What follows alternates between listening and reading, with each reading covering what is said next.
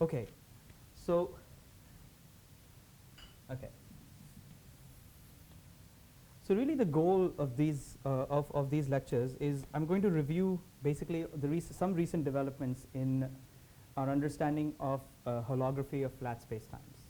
We're most certainly not there yet. We have no clue at the moment of what flat space holography should look like, but we've made a few steps in the right direction in the past few years. I believe in the right direction in the past few years, and I'm going to try and review the few things we've done.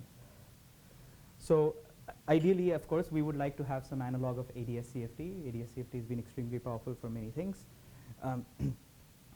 But in flat space-time, like at the LHC or something, we're interested in scattering amplitudes. So really, a really nice thing, if we can do it, would be to have a holographic description of scattering amplitudes. So we'll kind of, in essence, postulate such a holographic picture, and then essentially try to derive, using properties of scattering amplitudes, try to derive what the CFT, the putative dual CFT needs to say, what sort of properties does it need to have so as to reproduce all the things that we know about scattering amplitudes today. And this will have no connection with the other approach towards flat space thinking, the bar radius. I will briefly talk about why that is not the, well, it's not that it's not the right thing to do, why I think you have to be much more careful than people have been when you're trying to consider large radius limits of ADS-CFT. And the reason, as we'll see, is going to be the singularity at spatial infinity, which does not exist in ADS, and you have to be very careful about those boundary, these boundary nodes. So yeah, I'll talk about that briefly. I think it can be done. I think it's a little bit more difficult to do it that way, but if you're careful, I actually believe it can be also understood as some large radius limit of ADS-CFT. And there's actually another way of thinking of utilizing ADS-CFT to study flat holography, which is to foliate Minkowski spacetime into ADS hypersurfaces, and then do a KK compactification.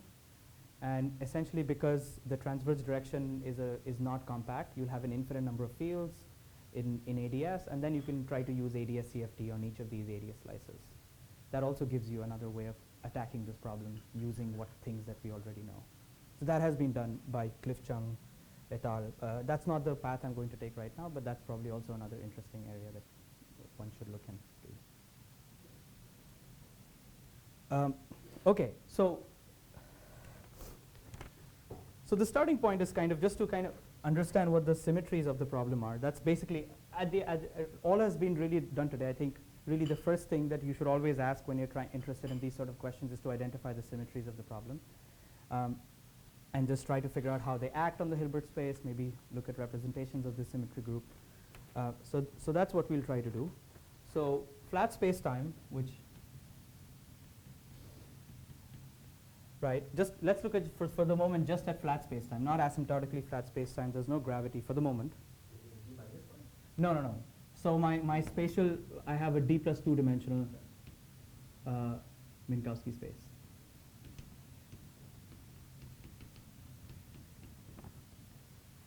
Right, so this has the D plus 2 dimensional translation, symmetry, and then you have this SO1 comma D plus 1. And essentially the idea is to sort of identify this SO1 comma D plus 1 as the Euclidean conformal group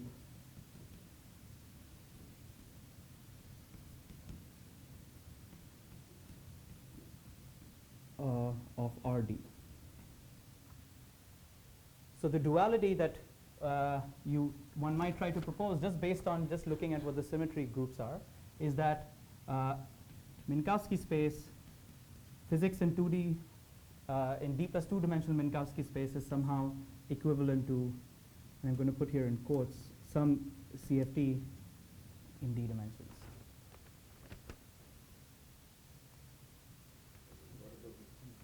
Yes, so that is now the problematic part, because immediately we see that this CFT, whatever it is, cannot be a nice local CFT, because you have this extra, external. It's not an internal symmetry group. If I'm looking this as kind of the space-time isomorphisms on this acting on the CFT, you have this thing that's intertwining with semi-direct product that's intertwining with the SO1 comma D plus 1.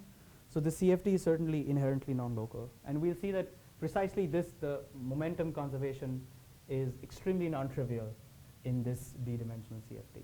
Actually, we don't really understand what the role of momentum conservation is in this CFT right now. There are certain suggestions which I'll briefly talk about. Do you naturally get SD or not? I mean, SD is conformally related to RT. so So you can. you're going to think of this as conformal group of RT. Yeah. Again, just like in ADS CFT, you can choose some set of coordinates such that the boundary is an SD. You can choose it such that it's actually conformally flat for any conformal factor. But another thing to note is that this is RD. There's no time direction over here. So this CFT is strictly Euclidean, and it's not describing any bulk time evolution. So this is very different from ADS CFT, where bulk time evolution is described by this time evolution in a CFT. It's codimension 2. So what is this CFT basically going to tell us about? What are the quantities that it's going to tell us about? Essentially S matrices. So the idea is that the quantities of interest in d plus 2-dimensional Minkowski space that we always study are these S matrices. So you have some endpoint S matrix parametrized by some momenta, P1 to Pn, and then other flavor indices and whatnot. And what we would like to see is, can we set this equal to a correlation function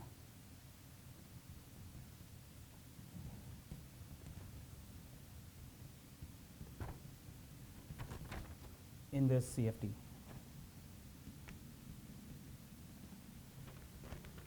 And here I've written it suggestively. Basically, the point is that each of these momenta, all momenta are parameterized by an energy E and a direction on the sphere that towards which it points. So E is going to be the energy of this momentum, and the X is a point on the sphere SD, the sphere SD, towards which this momentum points. So the idea is that, so here I'm strictly speaking, saying this for massless particles. Massive particles are described by non-local operators on this side. Again, we'll talk about that. So basically the idea is that if I'm looking at a particle which is going towards the point X on the sphere, on the CFT, it's analogous to inserting an operator at that point X1.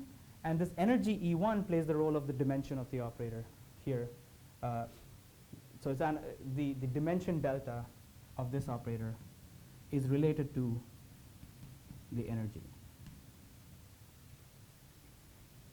And essentially the fact that E is a continuous parameter tells you that delta is some continuous parameter. So that's kind of where you're looking at a codimension 2 CFT. So strictly speaking, you should have a d plus 1 dimensional theory. And the continuum dimensions is where the extra dimension is heavy.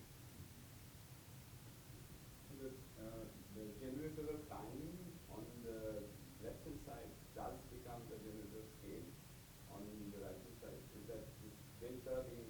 No, time. So scale transformations is an element of SO1 comma d plus 1 here. So I'm just wondering how this correspondence happens. Delta is okay. No, so it's not. I've been. So these guys are not primaries. If I'm being more specific, these guys are not primary. So the action of the dilatation operator on O1 is this E del E O. So these don't actually diagonalize.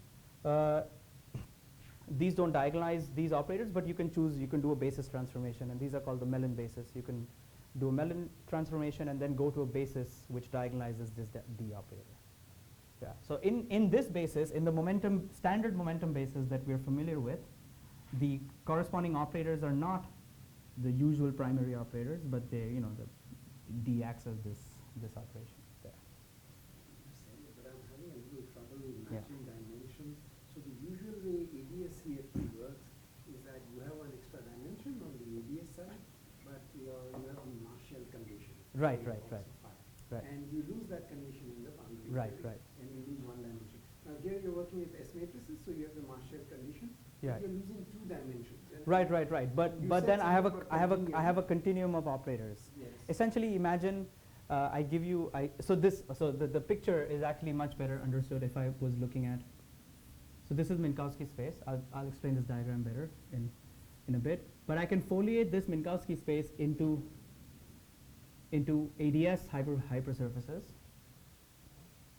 So each of these is ADS, but they all have the same boundary. And I can do a Kaluza-Klein compactification of all fields in Minkowski space onto these ADS spacetimes, onto these ADS hypersurfaces. Just do a simple KK reduction, take the action and do a KK reduction.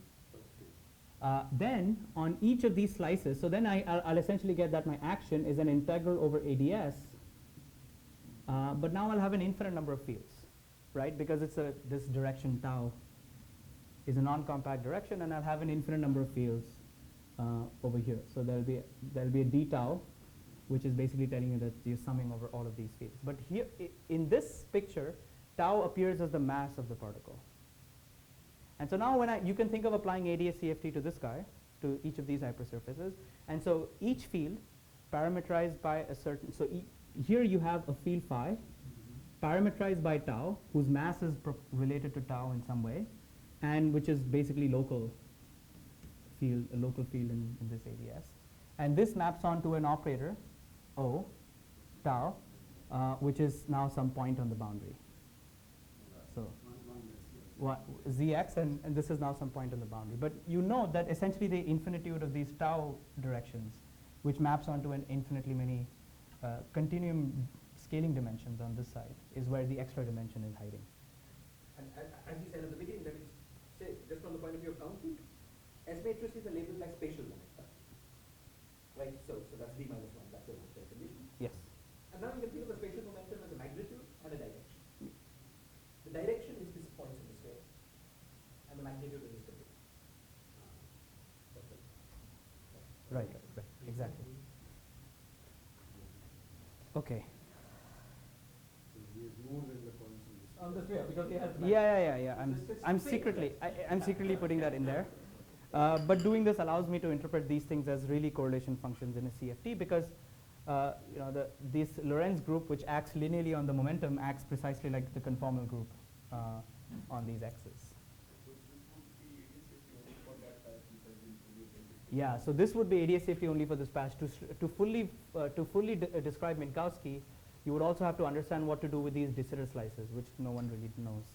Which is why I think we don't know the full story in this picture. This is just like a hint of like why this is happening. Another way to look at it. Okay. So far, I've been putting CFT in quotes everywhere, and there's a reason for that, because at this point, the only property of a CFT that I've used is the fact that it has this symmetry group. But the term CFT usually comes with a lot more baggage than just the conformal group as its symmetry.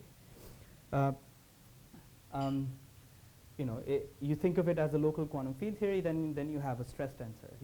Then needs to be a certain stress tensor operator. You need to have an OPE structure, and so it's clear that this is just mapping the symmetry group is not enough. So in order to truly have a CFT, we need to have few more things.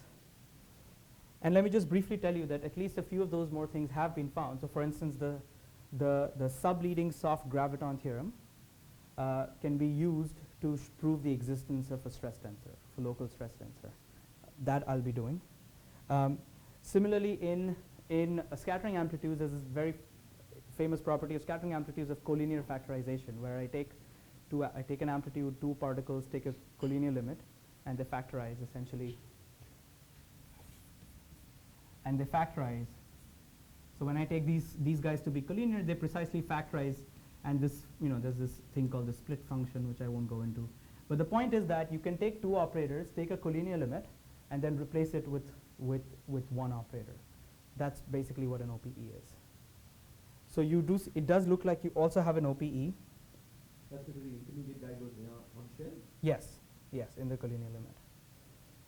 There are many more things that we have so. This is for massless. When you calculate massless? Yeah, at this point I'm assuming everything is massless. Yeah. So for this to happen, you would have to have massless, and that goes on to the fact that only massless particles have local operators on this side. Massive guys are non-local.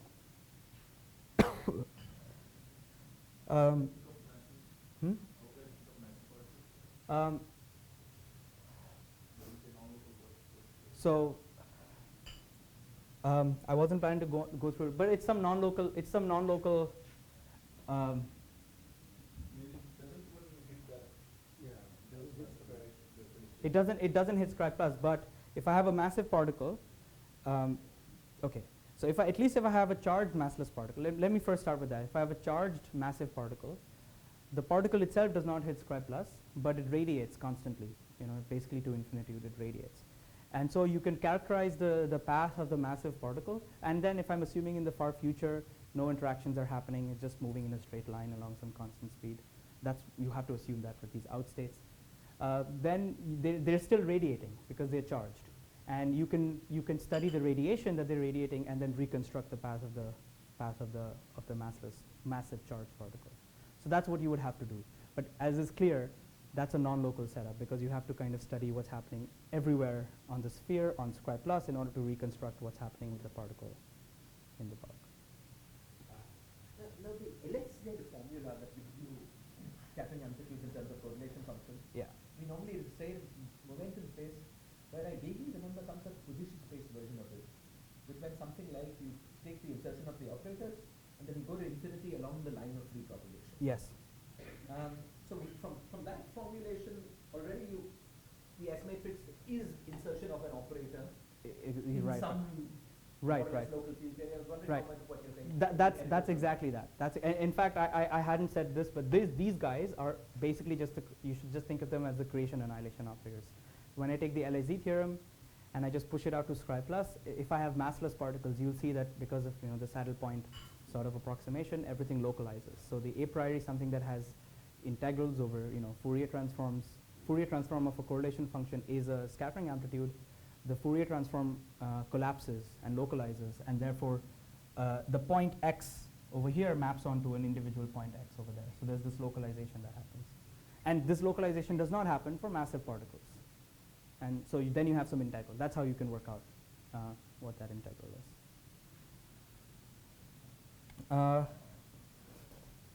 Okay, let me just also briefly point out a few more things that we know. So the soft photon theorem implies the, yes. As a follow-up of that. Yes. So, yeah, so I understand what Shiraz said. That is, it's like a path representation of this Yeah. thing. And it's like a geodesic. Right. Fix that thing. So, but if there's interaction, then of course you have a bunch of geodesics coming in. Right. And then, so there are this P ins and P outs. Right.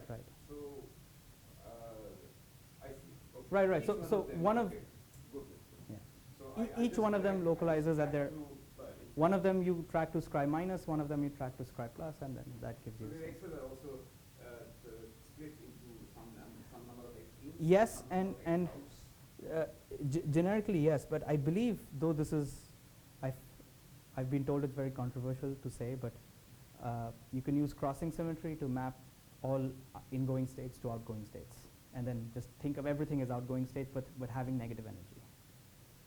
I see. So you can, again, it's slightly controversial, but you can think of at least in the amplitudes literature, people do this all the time. They just assume everything is outgoing, and the particles just have negative energy if it's actually an incoming particle.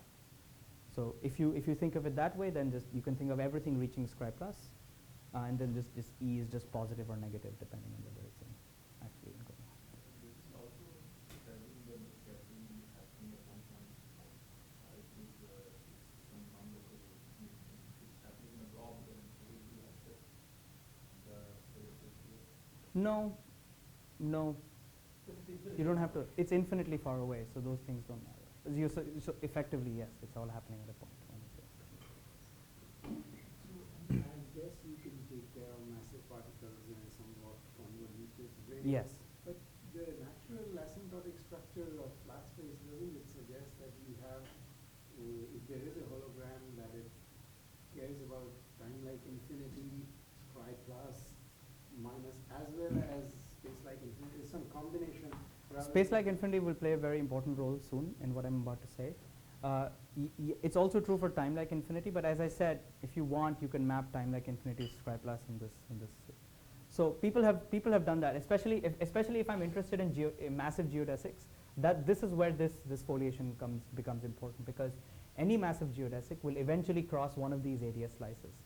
So I can use this ADS foliation to describe certainly massive particles, but I can't describe massless particles, for instance, that are going through like that. So then you can see that actually in this foliation, massive particles localize.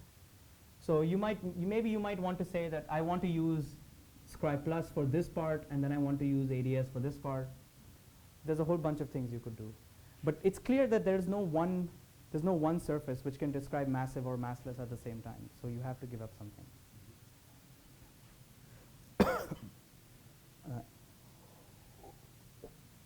Okay, so some other things that we know, I'm just going to briefly mention this, is that the soft photon theorem implies that there is a Katz-Moody current in a CFT, or in higher dimensions, just a conserved current of dimension t minus 1.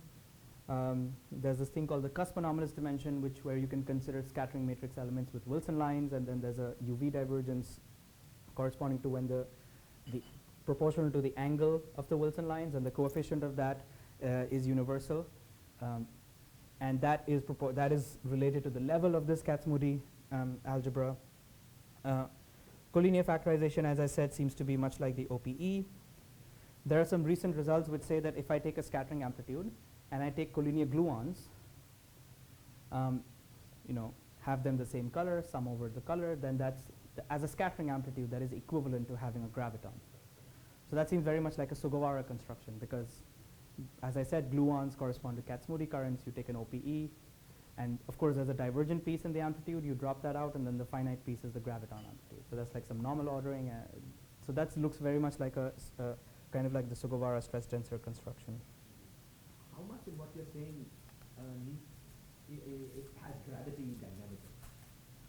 So if you want a stress tensor, the stress tensor comes from the subleading soft graviton theorem. Okay. So you need gravity to even take this seriously. Okay. Okay. So that was just a kind of a brief overview of things that have been done. So I think what I'm going to do, I have only half an hour left. I'm going to say a few more things about. Relax about time. Oh. You can Okay. relax. That's good. Okay. That's very good, because I've only gotten to 2 pages. Page 2 of 18. You'll find that you're constantly interrupted, so then you're given extra time. Okay. Let me just add much, as long as you don't go up to time like infinite.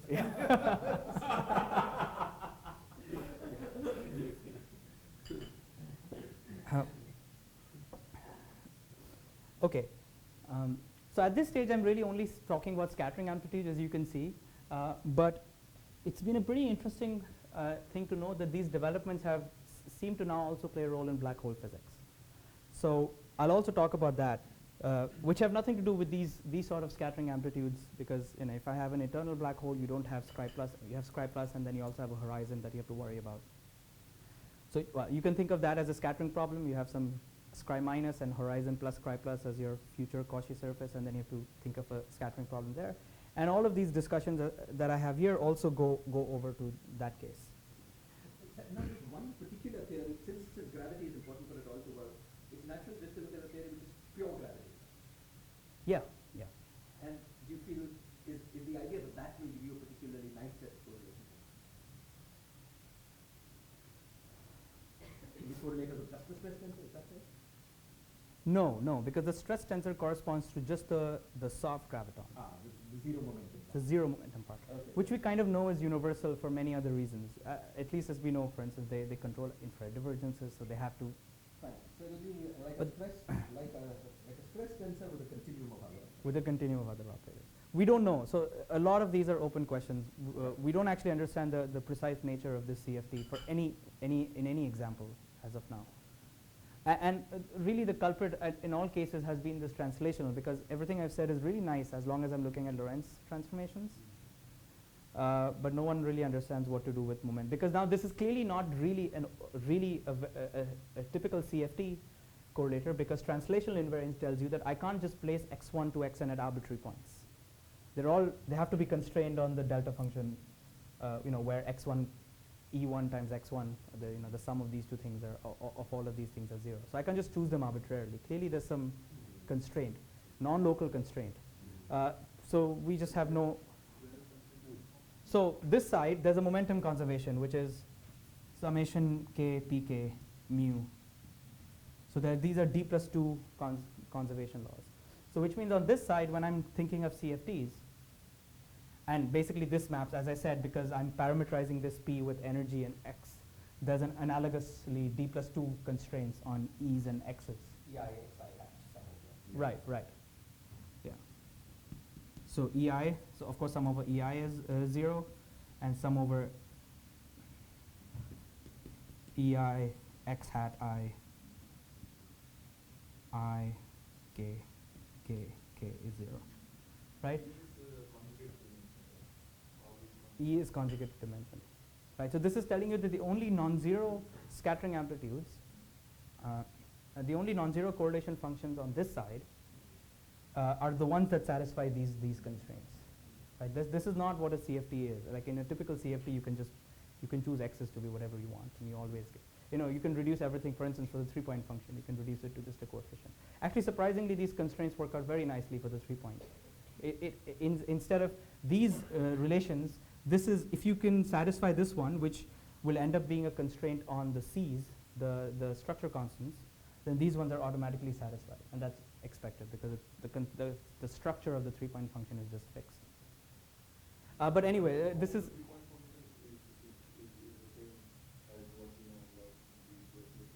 Yeah, because I mean all of these it's just this symmetry group that's acting on this correlation function exactly. They're not strictly primaries, but you can do a Mellin transform and an inverse Mellin transform to go from one to the other. So it's not hard to work out what a 3-point function should look like in this basis. In terms of a primary thing. Yes, yes. Can I ask you a previous question? I mean, if this particle leaves after some time, wouldn't it be directly integrated? Not at exactly the point that we want to see. Well, you mean if it leaves here? Yeah. So how do I think of it as interesting from that same state to state? Well, no, it's not this. So the point is that the celestial sphere that we'll be getting is, again, it's all related to this sort of stuff. So this is Scri plus. Scri plus has the topology of SD times R.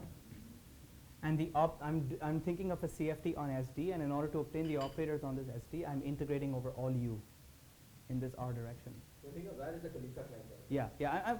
Just Kaluza-Klein compactify on this null direction, and then you get an infinite number of operators here. Not particular point. Not particular point. The points are just the sphere, which is the direction. Yeah. That's what I was going to ask you, that this continuance means that you actually have a Yes. sort of hologram on Scri plus. Yes. So it has been suggested to us that also maybe you should really think of this as you should not KK compactify this and then try to think of this as SD times some warping R, because so we haven't really done that. Maybe that is a better way to go. These constraints and all become more natural from that one higher view point of view. Yeah. That's what Yeah. I want. I see. Question that I asked also relates to E plus two. If you need to translate this and then flow, then how do you transform this? Yeah, so the translation will just shift this R Right. in an angle-dependent way. So on E, there would be an action on E. Oh yes, absolutely. There's an action on E, simply because that's the conservation law, which depends on it. Even conformal transformations have an action on E. In fact, it's a very nice and simple action. You take x to x prime of x, and this is a conformal map on RD, and that E just maps to E over omega of x, which is the conformal factor. So that's just how E transforms. It's And then kind you of say the transformations act non-locally. yes, in this picture, if you want to write it as a CFT correlator where you make manifest this symmetry, then this one acts non-locally.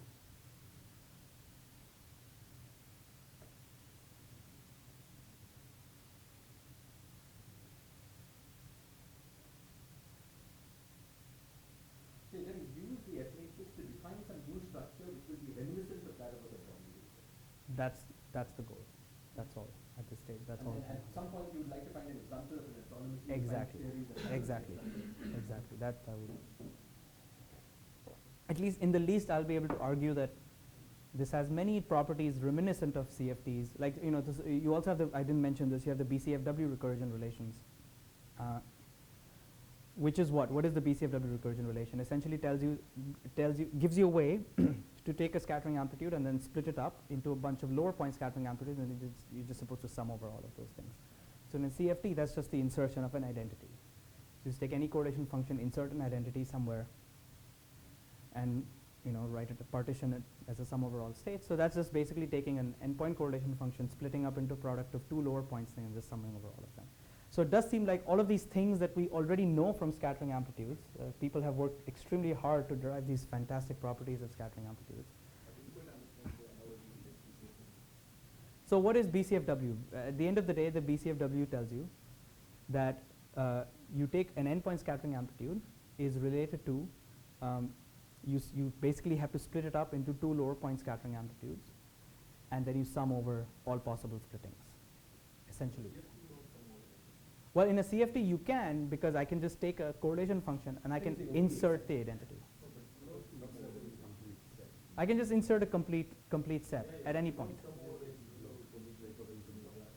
don't sum over all combination of groups.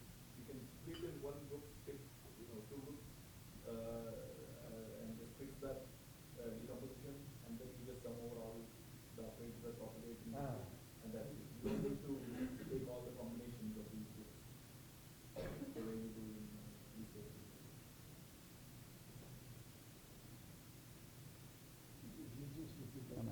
Okay, BCFW, when you split the amplitude into groups, and the situation is you need to sum over all these decompositions. So Yeah. two particles in one decomposition can appear on this side, and the other decomposition can appear on this side, and then you have this wavelength. So you need to sum over all of that. Yes. In CFT, when you factorize the correlation function, what you do is you split the endpoint into two groups, and you sum over all the operators that appear in the middle category. But you don't need to now. Oh wait, I'm not doing an OPE though. Sorry, I thought you were doing it. So Is it some putting identity pairs together? I think it is. The identity is in a complete set. Yeah.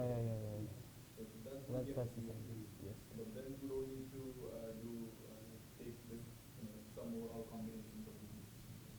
Once and for all, you just do sum over all. I see. Okay. That may be incorrect then. Right. Okay. Okay, that's very good. Okay, so what I'm going to do for the rest of today's talk at least is I'm going to go ahead with a little bit more kind of explanation, maybe more like a historical introduction, which might give explanation for why we can attack this problem today, but not when it first came out back in the 1960s. What new things have developed that allow us to talk about these things, and we'll see how then things are very different in ADS-CFT. There's one particular thing that's extremely different in ADS-CFT compared to what we're going to be doing in flat space holography. And then I'll just end with an example with this, literally the simplest example of QED, and I'll show that a soft photon theorem implies the existence of a U1 Kac-Moody current. And the point will be that all the manipulations that we'll do in QED are basically exactly the same manipulations that you have to do for all theories after that. For any soft theorem or anything in general, they'll just become more and more complicated. And so it contains all the qualitative features of interest, but the formulas all are extremely simple. Not all, but it contains many of the many interesting features. So just like your comment about the pure gravity theory where you capture only the soft gravity. Yeah. Even in the case of QED, Yeah. you capture only the soft photon sectors of. You might, that might be true, but you see, like in a CFT, the existence of a Kac-Moody current, which is what I'm saying here, is implied just by the existence of the soft photon theorem. Just existence of a Kac-Moody current in a CFT actually tells us a lot of interesting, imposes a lot of constraints on hard or on correlation functions of other operators, without involving and these come from null state relations and all of these sort of things. So I think just the existence, I'm not just saying that Kac-Moody symmetry is used to just constrain all kind of insertions of Kac-Moody currents. You can actually, just knowing that the symmetry exists, you can constrain even hard scattering amplitudes. As an example, I'll tell you that tree level, we found that the level was 0. So as I said, the cusp anomalous dimension is a UV divergence. You have to go to one loop to calculate it. But the tree level, the level is 0. So you can, for instance, just take SU2 at level 0, and you will find that there is some null state relations at level 2. And the moment you have a null state relation, this imposes constraints on any correlation function, because all you have to do is take this state that is supposed to be null, act on it with any other correlation function, and you should get 0. So this gives you sort of a constraint on all of these things. And you can, for instance, use that constraint, solve it, and you'll get the solution as the MHV amplitude in one particular case. So this is one way to use the symmetry to derive the Park-Taylor formula for an MHV amplitude. So I think where, you know, I'm using the existence of the symmetry, but at the end of the day, I'm getting a result that has nothing to do with soft business. I'm get just the Park-Taylor, which is a statement about hard amplitudes. Yeah. So that's a very, very, very good question. I just used the usual CFT norm. I just like went ahead blindly and did it, and you end up getting the MHV amplitude. I cannot justify to you the choice of norm that I made. I just use the one that's usually used in CFT. The norm that you use in CFT comes from reflection. Right. Here the relevant function of interactive is 3D medium. Exactly. So the norm somebody would have to use, I would have imagined it would be a different norm. Yes, I completely agree. I completely agree. This is an open question. I think is one of the things I'm also looking at right now. But this was just a kind of a back of the envelope thing I was playing around with, and just assume that standard norms, just go ahead with the calculation, and you can derive the MHV amplitude. And also, what is primary? Being a primary in CFT, does it mean anything nice? So it just transforms like a primary operator. That's what I mean. So you know. No, but the fact that it's being killed by all these cases, what does this mean? The bulk of it means something like this.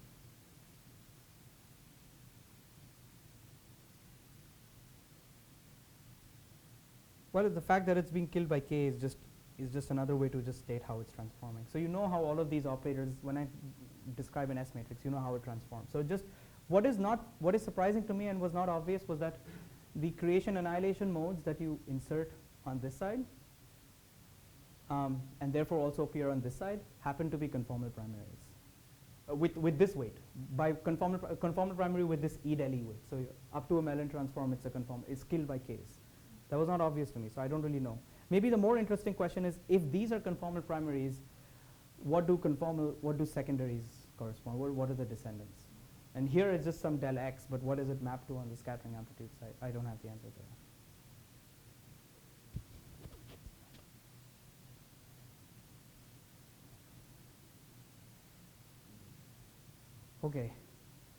Okay, so now let me include gravity and then maybe talk about some historical work.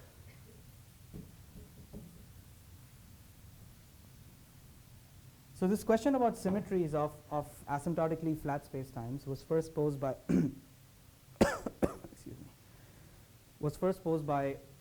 Bondi, Vanderburg, Metzner, and Sachs in 1962, and they were expecting, as you see in ADS, at least in higher dimensional ADS, the isometries of asymptotically ADS spacetimes is identical to the isometries of ADS spacetimes.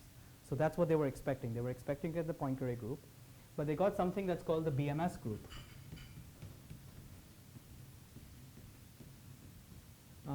Which is basically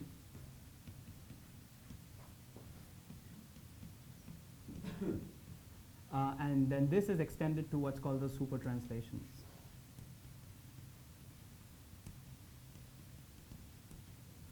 And it's an infinite dimensional extension of these translations. So here there are D+2 generators, here there are infinitely many generators. So that's what they got. And back in the 60s, they didn't really like this. So they wanted everything to reduce to special relativity. So actually, unfortunately, 10 years from 62 to 74 or something like that were spent trying to get rid of them by imposing more and more constraining boundary conditions.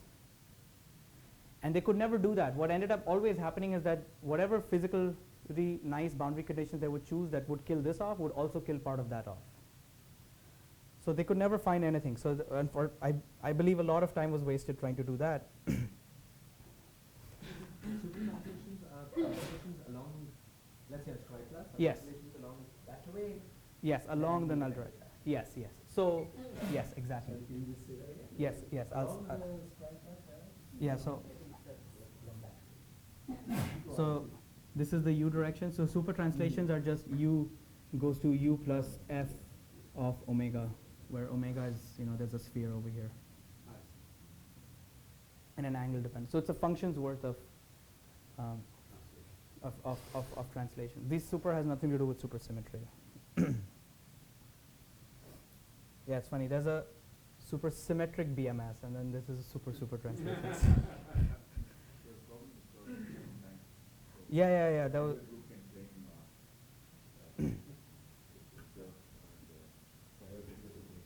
Yeah.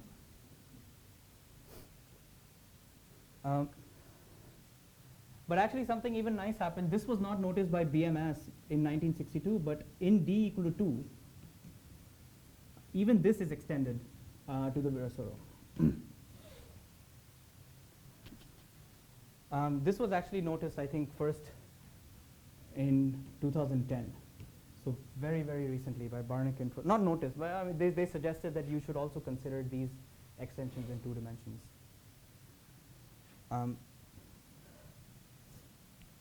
So this, of course, this extension in D equal to 2 is very reminiscent of ADS D plus 1, ADS 3, the isometry of ADS 3 being extended to the Virasoro. I thought that should be automatic. If you have Yeah. CFT in the 2 dimensions, Yeah. automatically be extended. Yeah. The point was that BMS themselves did not, because BMS were looking at group elements, and they never found the Virasoro because you have to look at local algebra, local transformations. I see. So So you mean that these guys in 2010, yeah, they- Barnish and they- Crozard. They traced it back to what it would look like in the full. Yeah, set. I see. yeah. So for a long time, people, I mean, as I said, after 1980, people gave up on this problem. So no one looked at it for a long time. But in 2010, it was, people at least opened it up and started looking again. But more importantly, there was this other issue. Yes. What does it mean that this is symmetrical? The isometry of Right. So this is an asymptotic. Well, it's an exact symmetry, of course, but it's an asymptotic symmetry, which is simply. It's called asymptotic symmetry because it has a uniform action near the boundary. So I should also be clear. This is BMS group, which is the asymptotic symmetry group at scribe plus. So you have to always specify the boundary. So it's the isometry of the boundary. So if I consider radiation coming in, then what sort of transformations I can do on the radiation that leaves the equations of motion invariant at infinity. You can, of course, push it into the bulk in an exact fashion, but in the full bulk, the action of this symmetry is extremely complicated. This is just like it is in ADS. It's all linear. No, it's linear. Yeah, it's linear in the boundary. Yes, it's not all linear. It's linear in the boundary. So this is subject to some fall-off conditions. Yeah, so you have to specify certain fall-off conditions that BMS spent a lot of time justifying, and then they found that these were the super translations times the Lorentz group.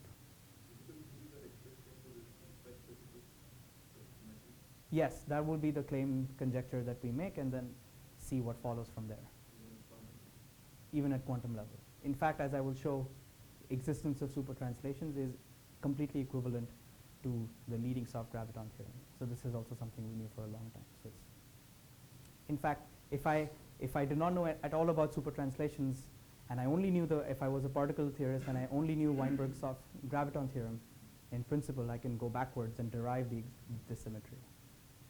Classically, what are the consequences of the statement that this is a symmetry? Yes, I'll also come to that. So there's something called memory. So that, as I'll explain, there's something called the infrared triangle, or I would like to coin Strominger triangle because he first mentioned it, where we've taken 3 different areas of research that has been going on for like 50, 60 years. One of them is the study of soft theorems, started in like 1954. Another one is a study of asymptotic symmetries in general, started in 1962. And another one is a study of memory, gravitational memory. I'll explain what that is. And memory is done by relativists. This was done by also asymptotic symmetries was also relativists, and soft theorems were particle physicists. But the understanding that we've now come to is that these three areas of research are actually exactly identical. So you say this, but I just to clarify my question. Often symmetries play the following classical role. That if I know one solution, then it acts on it with a symmetry to get an answer. Yes. Is this the role of symmetries as well? That's exactly right. But there's one crucial point missing at this point. That's what I'm going to talk about next. Yes. This question was exactly why people stopped working on it after the 1980s. The problem was that a priori you have, so let me just draw ADS. So ADS is typically drawn like a cylinder, right? But let me really compactify this and pinch, bring even these time-like infinities down to finite size. So it looks like that. So this is my time-like future, time-like past, right? And then Sorry, this is flat space. no, this is ADS. So this is ADS. I've just taken the cylinder and basically done a conformal compactification to pinch so that then I can match it to this diagram in a nice way, right? So this is the boundary on which I define my CFT, right? This boundary right here, and of course this is connected like this as well. So the symmetry group here, see this boundary is completely non-singular. It's completely nice and smooth. So I have a symmetry transformation that acts maybe on this part of the boundary. It's very easy to kind of just smoothly move across the boundary and then figure out how it acts on that side. So there's a kind of a very simple, nice and unique map which just tells you how a symmetry transformation acts everywhere. If I know it locally here, I can kind of figure out where it's locally there. But now what happens when I take the L goes to infinity limit? So as L goes to infinity, it becomes something like that. And then I really take L equal to infinity, and it becomes that diamond right there. Right, so that's how I get ADS. That's how I get flat space from ADS.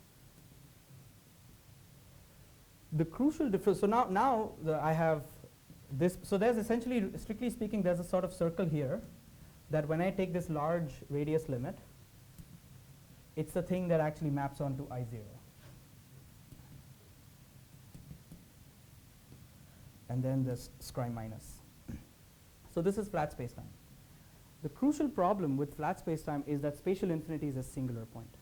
In practically all, only if I have like basically empty Minkowski space, it's nice and smooth. But for any non-trivial solutions, even if I have like a charged particle inside, this point is a singular point. What this means is that if I tell you how a symmetry transformation acts on scry minus, there is no way to canonically identify a symmetry transformation on scry plus because of the singularity right here. So, I'm sorry, did you yes. say it's singular? What do you mean, field configuration? Yeah, all field configurations blow up on I0. Strictly, essentially, you should imagine placing in the conformal compactification. When I conformally compactify and in a CFT, imagine if I was in a CFT and I conformally compactify onto the Einstein cylinder, then you can show that if I put any charge in the bulk of the spacetime, you need to end up putting an image charge on I0 or an image mass or something like that to have a nice uniform solution on the cylinder. And that's the thing that gives you the singularity.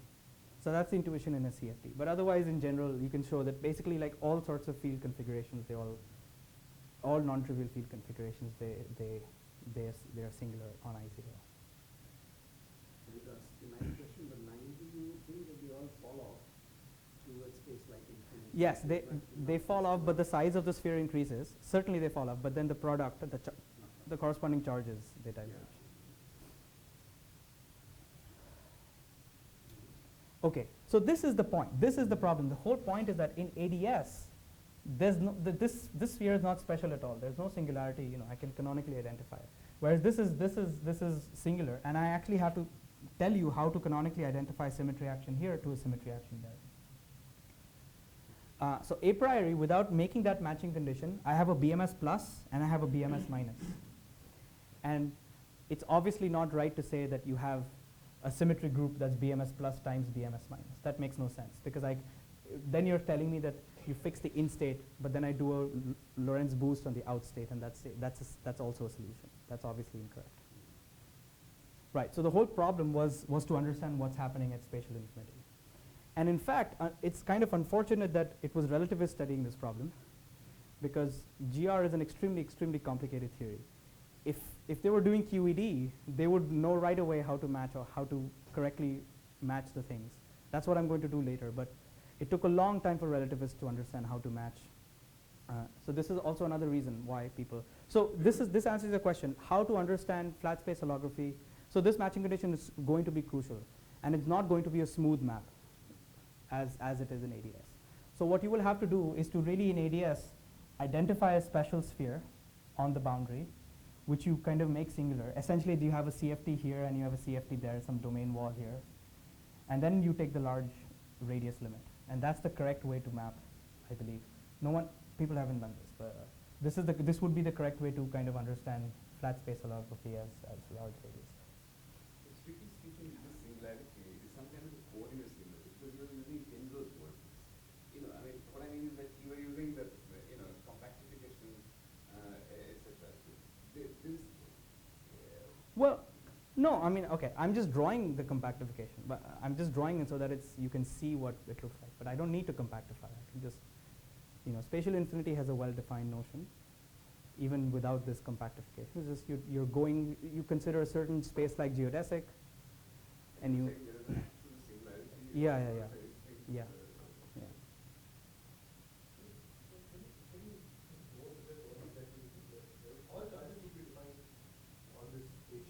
No, I'll define it on Scri plus minus, which is the sphere just below spatial infinity, and I'll define it on Scri plus plus, which is the sphere just above that. And I'll match those two charges in a very particular way. I'll tell you how that matching works very, very soon. I'm really embarrassed to ask you this, but ADL mass and so on is not defined by spatial infinity. Yes. So Yes. that's what I was wondering, and when you said it doesn't fall off fast enough, some charges are okay. Some charges are okay, and only the global charges are okay. The global charges corresponding to global energy global translations. But full super translations are not defined. Exactly. I mean, I think he's saying it's too singular to allow the definition of this symmetry. Yes. It's not singular for his. Yes. Yeah, I suppose I should phrase it that way. That's the correct way to phrase it. If I want to include super translations in my phase space, then spatial infinity is singular. It's sort of understandable because Yes. Yes.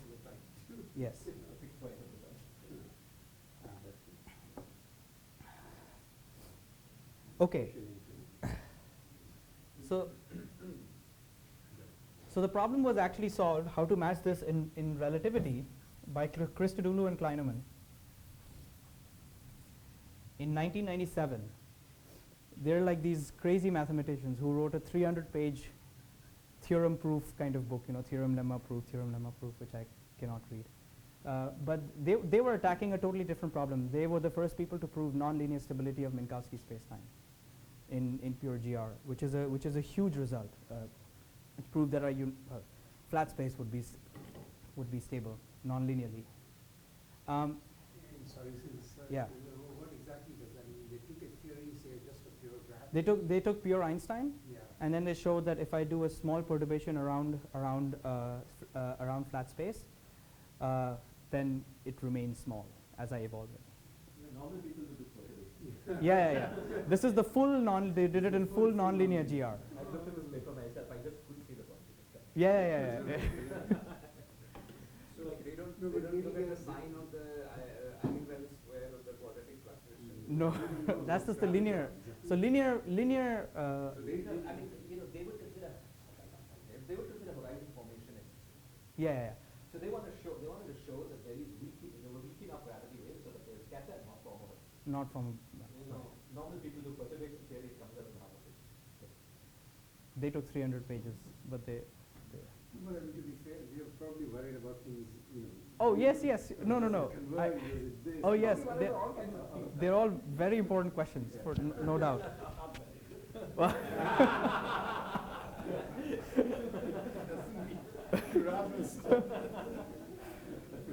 But is it ruled out metastability as well? Or just classical. This is classical GR. Classical.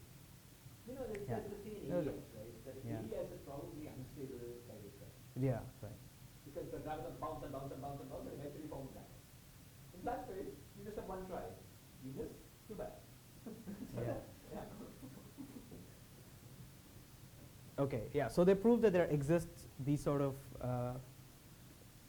asymptotically flat spacetimes, which are globally smooth, they don't have any horizons, and so they're the perfect place for us to study scattering, gravitational scattering, where I don't want to form black holes.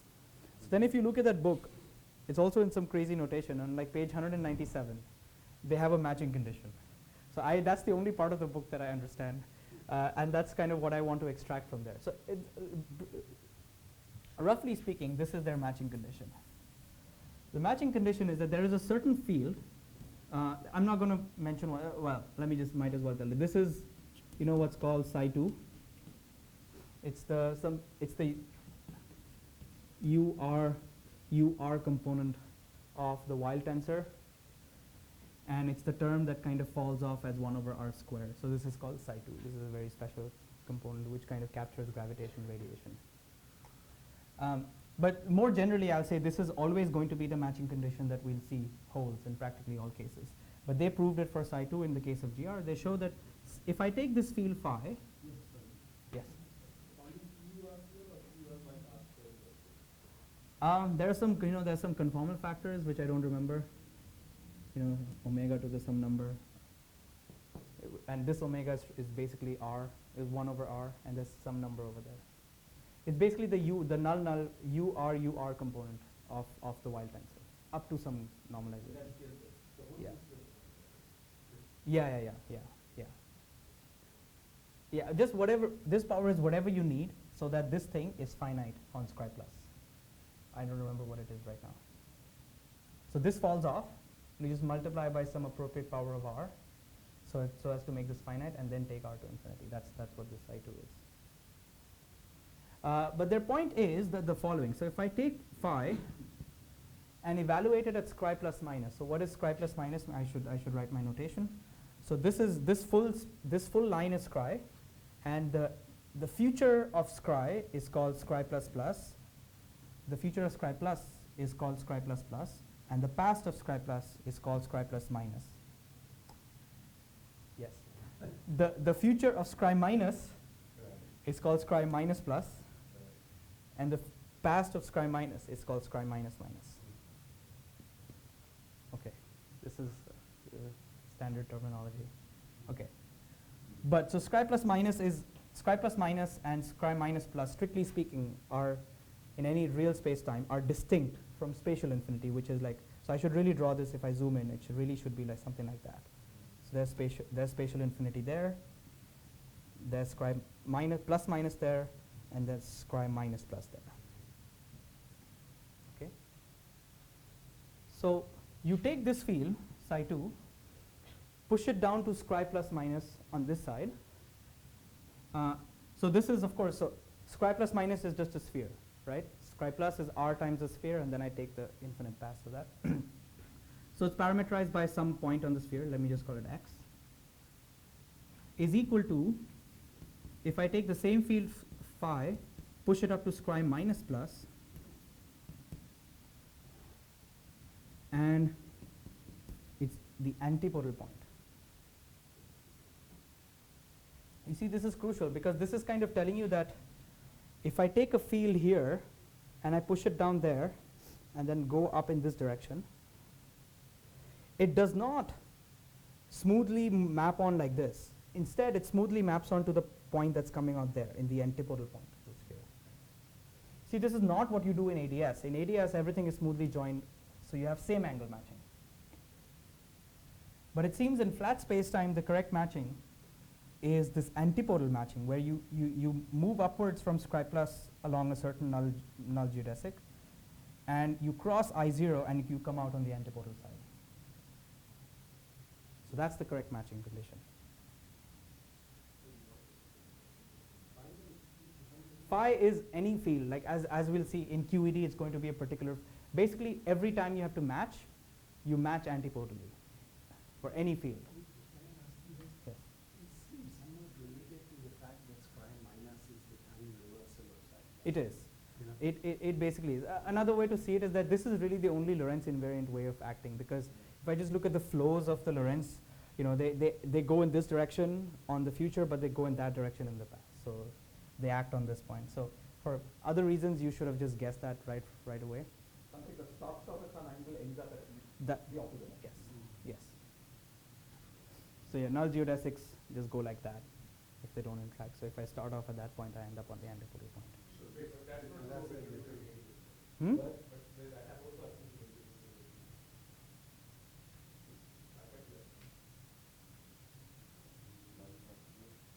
Is that not? What is the relevant question in here? And it is skipping null. Null geodesics from the boundary. Yeah, they will be antipodal. Yeah. What to what question are you going to use this? He's saying that the matching in ADS was the usual one. So it's not even anything to match, right? There's no special point. Yeah, that's what. In ADS, there's no matching. I was really just telling you why this large R limit has. You have to be careful. No, but there's no matching. Everything is nice and smooth. Boundaries and smooth. So essentially this is very important, right? Because there's a past and a future. And it's totally different. You start with the past and end up with it. And you want to know how to identify past and future. You don't want really match. Yeah. Okay, so that's how you. Even better to say just that the null geodesics are good. Yeah. Yeah. Yeah. I mean, if you had an identity operator, it would be with this much. Yeah. Okay, so for many reasons, it seems like it's really the obvious thing to do, but people didn't realize this until 1994. But unfortunately, since it were different groups of people working on it. This is just true, for instance, for classical solutions. Yes, it's true for classical You look solutions. at a classical solution, this is Exactly. As I'm going to do for QED. I'm just going to look at the linear Wicker potential, and I'm going to just show that it's true as it is. That's moving very fast, close to Simon. They will be same angle matched. They would come out the same. Yeah. So they would come out continuously, or they would. Well, they would come out at antipodal points on time-like past and time-like future, but near spatial infinity, they would kind of be same angle matched, right? You're looking at you're thinking of these sort of geodesics. Yeah, yeah. So here, massive particles would be same angle matched close to this point, but they would come out on antipodal points here and here. So that's why you can't think of massive guys as being limits of massless geodesics as just being limits. You know, so if I think of ingoing radial null geodesics, then Yes. I understand that it will come out, it just come out on the other side at the antipodal point. Yes. But why is the physics only that of null geodesics? I mean, why can't I have a little bit of all I do position as well? Oh, you can do that. That's fine. This is just the simplest geodesic in which this antipodal matching condition is visible. For this UR kind of things. Yeah. You can have more complicated things This is going the on. right Yeah. way to do it because there is no theta phi Yeah. components. Yeah. Well, even the theta phi components are antipodally matched. Practically all components that can be matched are all antipodally matched. That I don't see how. I mean, the radial null geodesics will come out indeed at the antipodal point, but Every geodesic Yeah. is radial elliptic. Right. Because if you move to an angular direction, then infinity is become faster.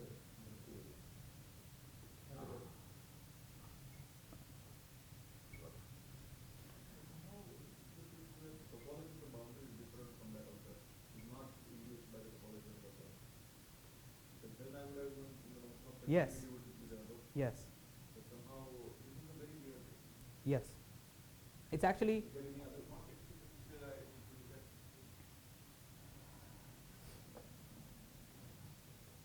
Maybe inherently somehow boundary. no. Let me give you one picture. In a CFT, if you compactify this onto the cylinder, then scri plus and scri minus are basically the null cones of spatial infinity, right? So on the cylinder, I can think of this is spatial infinity, I0, and then you have the future null cone and the past null cone, and this is scri minus, this is scri plus. In this picture, it's kind of obvious why you have the antipodal mapping. Any null geodesic coming in there, crosses them, just goes in a straight line there. And this point is antipodally mapped to that point. But if I were trying to come at it from the bulk, see, the bulk is over here, right, in this picture. Then obviously, if I'm taking a geodesic there and going that side, then it would be the same angle. But if I'm going at it from scribe plus and crossing spatial infinity along scribe plus, then it becomes antipodally matched. Okay, so this is, I've been kind of very general over here, any field. And in the case of what Christodoulou Kleineman did, they showed this antipodal matching for psi2. For QED, we'll show that it's just the radial field strength, FTR is antipodally matched. But the point is that everything I'm going to say boils down to this one statement of a certain component of some field being antipodally matched. So what's the next steps after this? What we do after this is to just say, is really simple after this. So let me just define a function, any function, which is also antipodally matched. You push it into the bulk however you want, choose your favorite function, push it into the bulk however you want, but you push it in such that it's also antipodally matched across scribe plus plus and scribe plus minus and scribe minus plus, right? Once I do this, I can just define two quantities. Let me call it QF plus, which is going to be dd omega. It's an integral over the st f phi, and I'm performing this integral over scribe plus minus. By these matching conditions, this is necessarily equal to dd omega on scribe minus plus of exactly the same object, right? This is like, yes? So f is a quantity also which satisfies. Yeah. So not a field. Choose your favorite function. I'm going to construct charges basically now. All I'm doing is using this. So this is true for fields. Now choose your favorite function that satisfies this matching condition. Anything will do. And then just because of these equations, this is naturally true. Now this is a charge that acts on scribe plus. So you have some out Hilbert space and it acts on your out states in some way. And this is some quantity that acts on scribe minus. Note that they're functions worth of charges, right? So it acts on your scribe minus, your in Hilbert space in some way. And classically the classical matching condition over here is the statement that these charges are equal. What is the quantum statement? The quantum statement is that you take an in state and I act on it with QF minus first, and then act on it with the S matrix, so I get an out. This is some new out state. This should be equal to, you take the same in state, you first act on it with the S matrix, and then act on it with QF plus, right? This is the quantum statement, quantum version of this classical equality. Just telling you that I can act on it before and after, and I should get the same result. That's it. So now let me just put in some out state, anyone. And so this is a word identity. This tells you that this is a certain scattering matrix element with some in states and some out states. And this is a different scattering matrix element with some other in and out states.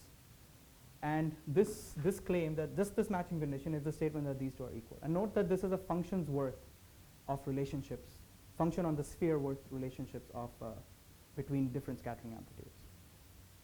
That's it. These are the word identities. And Before we move into the quantum theory, suppose I just try to understand what the classical implication is. yeah. You're telling me that if I have a classical solution and I know what it looks like on scribe minus, Yeah. then I know something about what it looks like on scribe. Yes. Is this non-trivial or something that would be? No. So depending on the charge you construct, it might be very trivial. So now what I haven't yet said is, okay, so this is just some statement, but you can just ask a different question. This is a charge. What transformation does it generate? When I act on the fields, what does it do? So for instance, you'll see that if I consider the matching of psi2, the corresponding charge generates supertranslations, which is a diffeomorphism. So obviously it's a symmetry of GR. It's not obvious in all cases. That's actually the very interesting thing, that in many cases the matching conditions give you symmetries that you have not seen before. But like in this case, in the QED case, we'll see that the corresponding charge that you construct generate gauge transformations. So that's obviously a symmetry. Really sorry, but Yes. I mean, it might be a diffeomorphism, but it acts non-trivially on the asymptotic. Yes, because it's a large it's a diffeomorphism that's finite on the boundary. So it's still a physical, it's a physical transformation. Rather, at least for a nice person, would be quite a non-trivial transformation, right? It's not some very dumb translation. Yes, yes, I yes. mean, Yeah. So let's Yeah. start with just a bunch of free weights. Yes, That will presumably be automatically operated. yes. Now, now suppose I've got some electric charge as well. I'm doing QED, got some electric charge as well. And then you could put some classical charges in the middle, Yeah. and this would still be there. Yeah. So that's actually, I was going to show the linear Wickard potential and just like basically just show that it's true. It's kind of very easy. Just oh, damn. Okay. So with interaction, it's fairly non-trivial stuff. With interactions, it's fairly non-trivial. There's no Exactly. what's going on. Exactly. So there we justified by the statement that all of these ward identities that you derive there give you soft theorems. So if we know soft theorems are true. There are also statements about, yeah, so if I, for instance, in gauge theory, if I work in Lorentz gauge and the Green's function satisfies this antipodal matching condition, therefore we know that no matter what current you couple it to, it's always going to have the antipodal matching condition. I see. So it will So in linear theories at least, if it's a, so of course that's why in GR this matching condition is extremely non-trivial because it's a strictly non-linear theory. But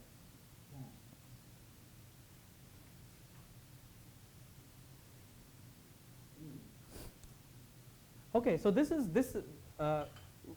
Yeah, so we'll also ask the question later: what symmetry does this charge generate? At this point, we just constructed something, and this equation is the statement of conservation.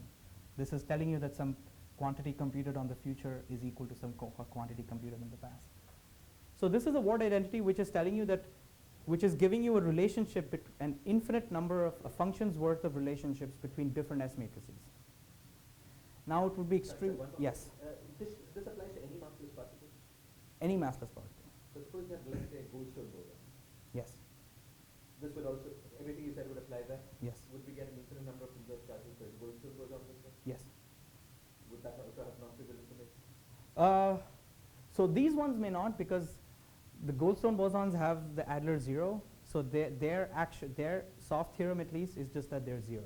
That there's no 1 over omega pole, which tells you that there's no state that's charged under this symmetry corresponding to the Goldstone shift. Sorry, I missed something. What's the, for a global symmetry, what is the statement? As far as I've understood, everything he said applied just for every massless field. For any massless field. There was no symmetry there. So, As long as there exists a matching condition, as long as there exists this sort of matching, if you can find one, yeah, the matching condition seems very general. it seems it is very general. So for essentially any sort of massless field you So basically have let's say some that sort we of don't want massless field to give out a reason. One reason is gauge invariance, but there Yes. are other reasons for massless field. So it's breaking out of the range. Yes. Okay. So in that context also you would have these charges. I'm just wondering, in that context, would all the charges turn out to be trivial? They would be trivial. Sorry, And yes. you would have these, but the charges would be associated with super translation. No. They would be These th- are th- essentially generating. no. What I'm saying is that this equation I've written is kind of generically true. I'm saying take your favorite massless field and take some component of that massless field, and if you have such a matching condition, then you have such a symmetry, then you have such a conservation, and you have such a ward identity. If I choose phi to be psi 2, in particular this psi 2, then the corresponding charge generates super translations. But I could choose it to be whatever. I could choose it to be FUR, which is a gauge field. Then the corresponding charge would generate gauge transformations. If I choose some other component of psi, that's going to generate super rotations. And so essentially there's these infinite number of symmetries whenever you have a massless particle. In the supersymmetric theory, if you've got a situation where you've got an exact flat potential, that's another Yeah. place where you will have a massless field. Yes. Now you want to have an Adler zero. Yes. There you get something interesting. Yes, and that's actually very interesting because for instance, we have a paper on that where if I just look at minimally coupled n equal to 1 QED, right? There's a soft Fortino theorem. Just the existence of a soft Fortino theorem, you can work backwards and you can prove that there exists an infinite dimensional fermionic gauge symmetry, which essentially kind of shifts delta lambda, where lambda is the Fortino with some del of some fermionic parameter. This is very non-trivial because you would not have expected the symmetry. It's an infinite dimensional. This chi is a function on the sphere. Sorry, but I was asking for something bit different. I Yes. want to go not like a supersymmetrization of something known. Yes. So you could have, let's say, many matter fields. Oh, yeah. It doesn't have to be super. It would still. Chiral fermions. Suppose Yeah. we have chiral fermions. Yes. Yes. Then that's massless also. Yes. But not related to gate symmetry. Yes. Yes. So you have non-trivial Yes. charges. Yes. Every time you have a soft theorem, you have a charge, and you have a symmetry, an infinite dimensional symmetry. That's really non-trivial. Yeah, so then the origin of this symmetry is not gate symmetry, right? Of that symmetry, of the chiral. Of this charges. Is that No, these are not. It just happens to be gate symmetry in a few cases. in a few cases. In a few cases, not but in all cases. generically it's not gate symmetry. That's the really nice thing because, right? Yeah, and these are all independent. Of course, like you might also say gate symmetry is just some redundancy. They appear in some because I'm describing the theory in a particular way. But these symmetries are physical. No matter how you choose to describe them, you'll always have some. So for QED, this is now well understood, I'm sure we might talk about it more. But for QED, these are new symmetries that were not known before. Well, they are gate symmetries, but they're gate symmetries that are they don't die off at the boundary, and in that sense, I suppose they're new because they have non-trivial implications on the S matrix. But they do have non-trivial. I mean, these are new. They- Ward they- identities of they- sort not The soft photon theorem. They imply basically the Ward identity for a large gauge transformation is the soft photon theorem. The new symmetries that imply old gauge. Yes. Yes. The soft photon theorem, sorry, is super versions of charge conservation with moments of that. Exactly. So this is the same thing. It's just a souped up version of global U1 transformation. Instead of taking just a f is constant, you just take it to be some function on the What sphere. does that statement say? Why is the soft photon theorem picked up those misunderstandings?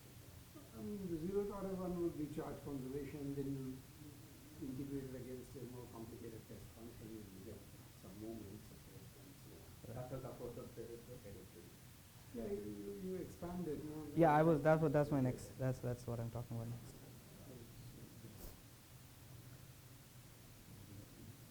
Okay. Let me go a little bit quicker. I don't want to bore people. Okay, so let me just briefly mention what a soft theorem is. Okay, yeah. So all I was trying to say is that this is an S matrix. This is an infinite number of relationships, a function on the sphere's worth of relationships between S matrices. It would be super surprising if there were new relationships that were previously unknown, given that S matrix theory has existed for a really long time and people have been studying it for a really long time. Obviously, the answer is that they're not new. They're all previously known theorems known as soft theorems. So what is a soft theorem?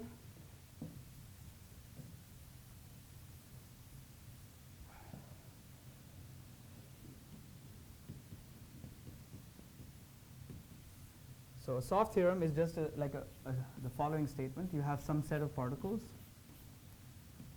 and you have one massless particle. Let me give this some momentum Ps. And then I take Ps 0 to 0.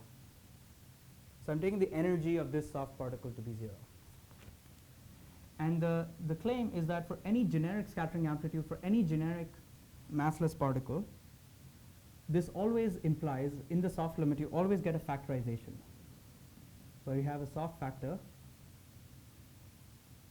times the original amplitude without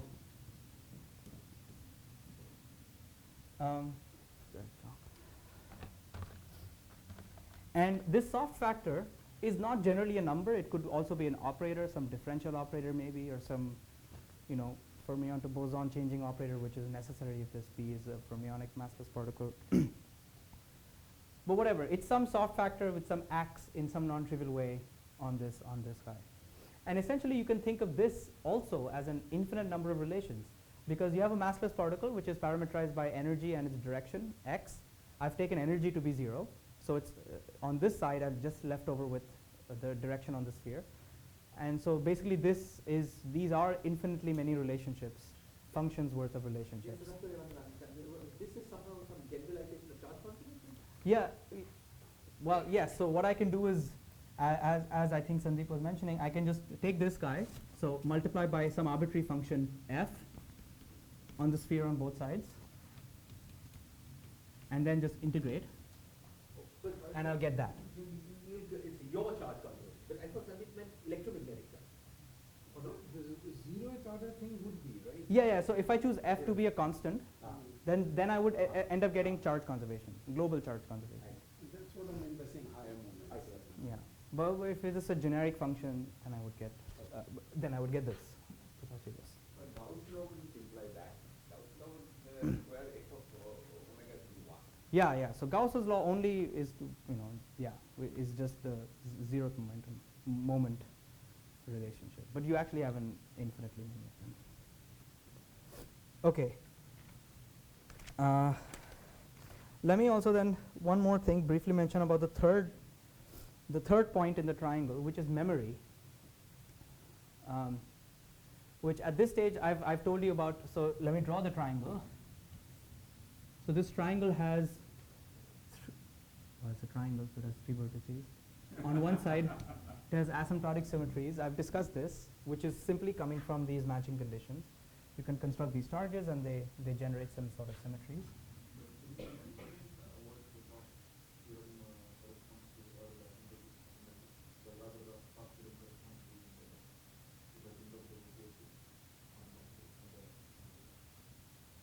Oh, it'll just be an insertion of, so on the CFT, the analog is you have a Kac-Moody current.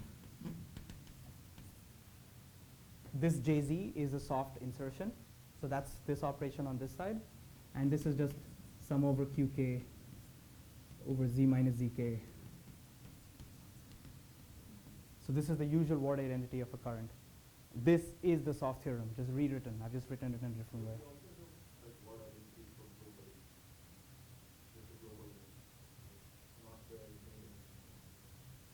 No, this one immediately implies the infinite dimensional one, right?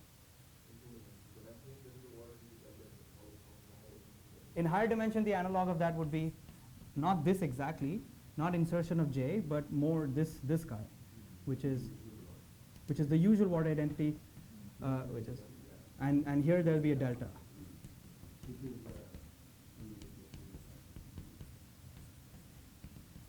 So it's the same thing. You have a current over here, parameterized by a point on the sphere, and this side reduces to divergence of this current. Yes. So in higher dimensions, you don't have these infinitely. Well. In Does the asymptotic symmetry implying more than what you have implied by the global from the they do. What we'll see is that all of the infinite dimensional symmetries, except for the global ones, are spontaneously broken in the vacuum of quantum field theory. Which is why when I'm looking at just correlation functions, which depend on the choice of vacuum, right? Only the global ones are manifest, but there are implications of the existence of these, as one usually finds. Whenever you have some spontaneously broken symmetries, there are still non-trivial things. Yes. So this will not be exactly. That's exactly kind of going to be my next point, which is, well, so this was AS. On this side, you have soft theorem. And the relationship between these two was just the word identity. Oh. It's fine.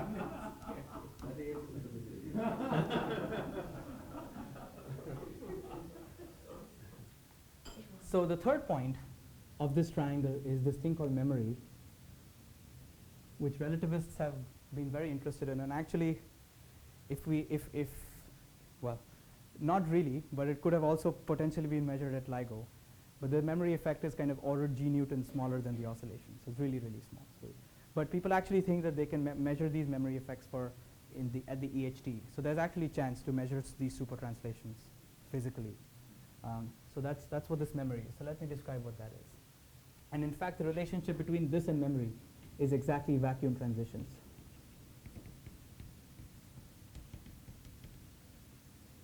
So as I was just saying, you have kind of a infinite degeneracy of vacua. in these theories. And the memory effect describes a vacuum transition. So let me first tell you what the memory effect is. For the case of gravity, it's I think simplest because it's a classical effect.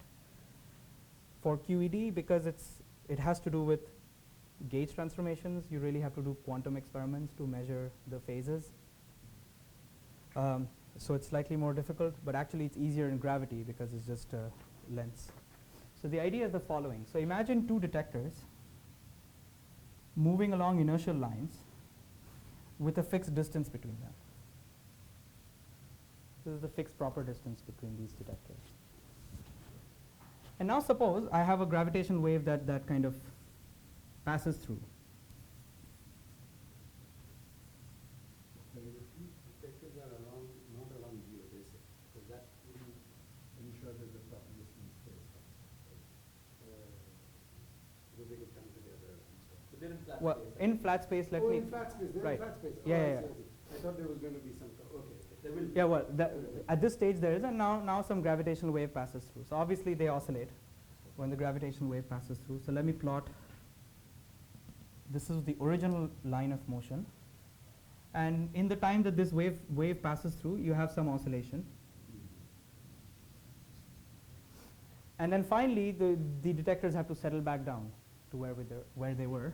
But actually, it turns out that they don't settle back down to exactly the same path that they were. There is a deviation. And there's a new distance between these two guys, which is, Was this diagram space-time diagram or space-time? oh, no, just time. I'm just, yeah. So this is a non-trivial fact about gravitational waves, is that when gravitational waves pass, the detectors oscillate, but they don't come back to their original position. There's an overall DC shift in the distance between the detectors, delta D. And how would I compute delta D? The way you, yes. So what I meant by saying that you could possibly potentially measure it at the LIGO is that the LIGO was something like that, and okay, if you had the final detector, if it started off there, you should find it at a slightly different distance, the final distance between the mirrors. Before it oscillates back. Before it oscillates, yeah. So after, Lisa sounds like a better way. yeah. I think it's a 10 of 10. Yeah, they're all on pendulums, so you have to kind of do the measurement. Yeah. Yeah. After the wave passes, significantly after the wave passes, but before the pendulum relaxes. So not really, but I'm just saying, theoretically, this is what you would find in the LIGO But measurement. Lisa would be more like that. Yeah, yes. It's actually geodesic. Yes. So this I have no clue either, but I imagine that they don't have to give.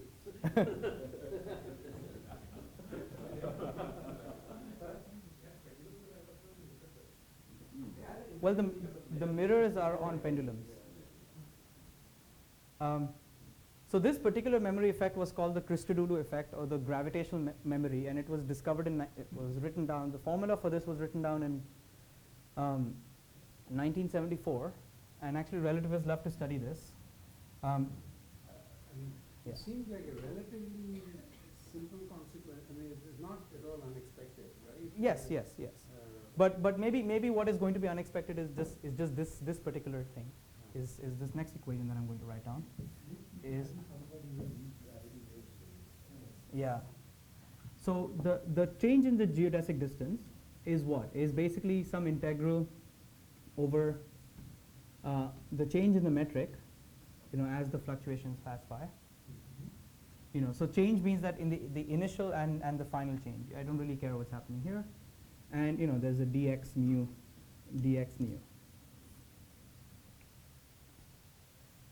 So if I know what delta G is, then I can compute what delta D is. And it turns out that delta G mu nu is just a super translation of the original metric. I didn't understand that point. Is that evaluated So- given time or not? No, so so this time versus and that time. So there's delta G is G initial minus G final. Where you're using coordinates that are translated along the Yeah. I see. Yeah.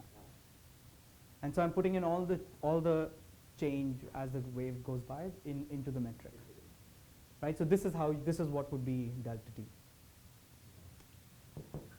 The thing that relates this to everything that we've been discussing so far is that this delta g, when I do this, is a super translation.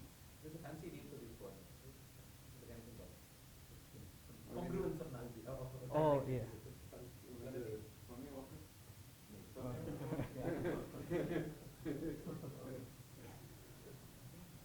So this is the memory effect. So this is actually telling you that this is telling you also for it also then holds for any scattering problem. You consider some you have so let me maybe now focus this on super translations. Super translations in that now this is in the bulk, not at square plus or minus, but you take the super translations and you move them in.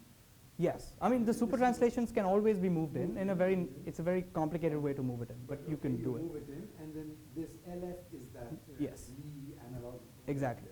Exactly. Is that F depends on some properties of the wave. In fact, it's precisely the zero momentum. It depends on the zero momentum part of this wave, so it's associated with soft. and that would just pick out an angle derivation. Exactly. But there seems to be a function of the angle. Yeah, it's a function of the angle. Actually, yeah. So this you imagine. Okay, this is what you correct. Imagine you have let's take a simplest. Imagine you have a wave coming by. It's passing through all of space-time, and I place an infinitely many detectors on a sphere. Infinitely many pairs of detectors on a sphere, and then I measure the infinitesimal deviation for at each angle. That's what that f is. So what I really mean here is that f, but it's some function f, but evaluated specifically at the angle where these detectors are sitting. But I can do it at any other angle, and the whole point is that you'll eventually construct this function, and it's going to be associated with the zero momentum properties of this gravitation. So there is a gravitational wave passing through, then there will be input. Cannot have automatically angle dependent. It is still not calculation. Incoming then the other ones go out and so right. The soft modes. So they are not completely independent. Yeah, so as we'll see, the super translation charge consists of two pieces. One of them is the hard gravitational radiation. The super translation charge is just a local energy, that's all it is. So one part is the hard one. You can choose the hard to be organized however you want, but then it fixes the way the soft pieces are organized. And the whole point is that the soft pieces always play a role so that the net charge is equal. Depends on the polarization and the direction. Well, when I'm thinking of a soft theorem, then there is, but more generally, if I'm thinking of a generic gravitational wave passing through, then it depends on some other properties of that wave. But it's really something coming from some black hole merger or whatever it is, its position in the sky. Yeah. Then of course the k hat, that stuff, the image Yeah. vector is fixed. I mean, there's nothing It's that you fixed, can do yeah, about it. well, it's fixed because I'm on Earth, but suppose I was sitting on some other planet and I did the exact same experiment there, then you might get a slightly different deviation because I'm sitting at a different angle with respect to the source. This is a very generic wave passing through. Yeah, any totally generic wave. Yeah. What will LF and this? Oh, so F, I haven't really told you what F is, but F is some function of omega, which can be deduced by kind of some DC, is some zero mode contribution of this wave. I think it's something like DUU. You compute some this is the gravitational stress tensor, so it includes the nu tensor squared, and you compute this sort of equation, and this tells you, so this is a function of u and omega. So this kind of tells you, excuse me, what this function is, and then the claim is that the deviation. L needs a vector field. L is a lead, yeah. It depends on your F of Yeah. it's some notation. A super translation is generated by it's a vector field, but it's parameterized by a function on the sphere. That's what I mean by this. And you need the vector field in all of space-time? You need the vector field in all of space-time. And can you, roughly, schematically, what is this vector Ah. field? Oh, I don't know what it is in all of space-time. People have worked it out on only very simple But you cases. want to evaluate it in the bulk, right? You want to. So this has been really shown if I'm assuming the detectors are sitting very far away. Then in perturbatively large R you can show. And from everything you've told us, it seems very plausible, right? Because basically the gravity wave generates a gauge transformation at infinity. Yes. Let's put the words. Which Yes, would yes. at infinity, and then it goes by, but the gauge transformation remains, and later now Yes. you have to use that gauge transformation. I mean, Yes, yes. That's I'm plausible. That's plausible. I'm glad it's plausible. I don't want to be saying crazy things. Or maybe it's not. So, Anyway, it seems so plausible. let me just paint the final picture here. So because of these infinitely many symmetries, you generically have, in any theory with any massless particle, you generically have an infinite degeneracy of vacua. Now, consider an in state, even if it's like in vacuum, it's parameterized by some function f. Fran, one second Yes. before you, because I will give it. Yes, yes. Sure. I'm thinking of this way, that anything that's not a zero mode oscillator averages out to zero. Yes, It's only the zero mode that can yes, possibly contribute. yes, Over Yes. that. exactly. And it contributes in a way as to produce a super translation. So do you know the usual, the electrolyte that we see have that approximation? Yes, so it was derived, for instance, in CK spacetimes and these Christodoulou-Kleinemann spacetimes, which are the ones that don't create black holes and stuff. So at large R, you can do it perturbatively in large R. And yes. So super translation is just a general coordinate transformation, but Just to be clear, my next lecture will be basically on super translation. So I'll certainly deal with these in much more detail. but the transformation of the metric is the same as for a general coordinate. Yes, yes, yes. It's a general coordinate transformation parameterized by a Killing vector. No, not a Killing vector, parameterized by a vector. And this vector itself is parameterized by just one function on the sphere. For ordinary general coordinate transformation, the function would be the same. For time translations, the function would be 1. For spatial translations, the usual spatial translations, the function would be something non-trivial. It would be like the Legendre polynomial, the first Legendre or the Gegenbauer polynomial in d dimensions. That's what it would be. You get particular kinds of diffeomorphisms, which have nice properties. Yes. So these super symmetries have to be thought of as large diffeomorphisms. Yes. But then there would be other stuff which would more mu, as mentioned, mu also. Yes, those are super rotations, and they give you the stress tensor, and I will talk about that. Absolutely. So, Super rotations fit in the DNS. so they sit in the Lorentz group part. So I think that becomes Virasoro In d equals 2. So that would be in the angular position as a function of u1, right? I'm saying why can't u depend on the translation to u directly independent? So I'm saying that this certainly doesn't seem to be the entire group of large diffeomorphisms. So the entire group of large diffeomorphisms have the structure where, let me just tell you how it acts on u. Delta u is f of omega plus u over 2 dA y omega, where this is a conformal Killing vector on the sphere. So that's the set of full of course you have to prescribe boundary conditions to do anything.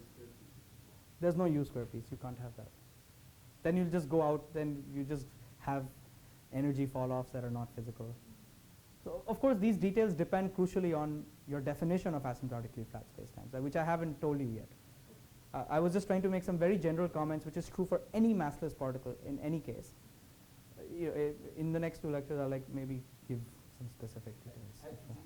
Just to be sure I understand, it will be possible to produce wave packets of gravitons for which this zero mode part of the graviton is zero. For which this x is 0.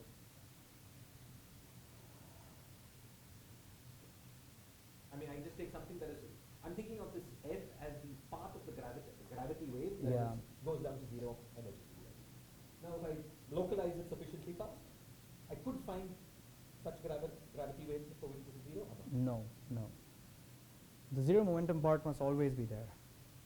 This, as we'll see, is also associated to infrared divergences, that there's always a zero mode shift.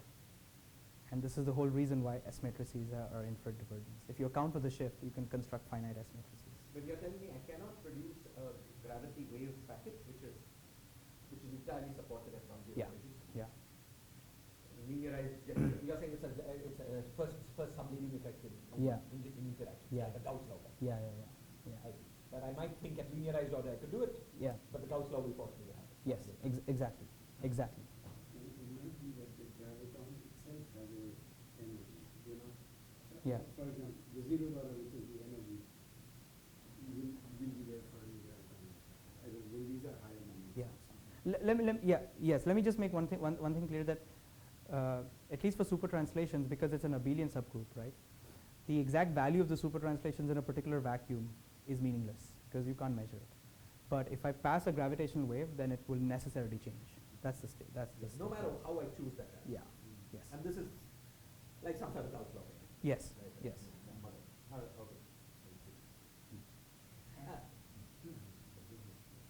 I'm dying to, since you said electromobility, how big is delta? Oh, The it's G Newton it's and ordered the G it's of- ordered G Newton times the times energy of basically the this graviton. fluctuation, essentially. And not the energy of the graviton? Yeah, which is energy of this wave, which is proportional to this fluctuation. And that also shows that the Gauss law. Yes. Yeah, that's what I was saying. Yeah. So I don't know, I'm getting most of the top of it. I was saying the following, and Prahar will correct me, but Yeah. I was saying that a linearized order, it looks like you can choose any shape for the wave. You can have something strictly localized to the computer. But now suppose you go to next order in the Einstein graph. So you're looking at quadratic order. Now the Einstein gravity has constraints. And these constraints will be chosen. And it may force you to turn on the zero mode whether you want to do it. And this will then come at one higher order. That's not clear. But That's not clear. I mean, I don't see that. But you know, an electromagnetic version of this would be clear. Yes. Right, so suppose you turned on put on you might at linear order say, I just have a wave for the electron and zero photon. But now, if I go, I want to satisfy the Gauss law, I can't have zero to zero. Yeah. You will always produce the field. Yeah. So like the graviton will always carry an energy. Newton's law. Yeah. Yeah. Yes. Okay. So let me just wrap up. Any yes. They make sense only at asymptotic infinity. No. There's a different way of making sense of them without going to momentum space and thinking of zero energy limits.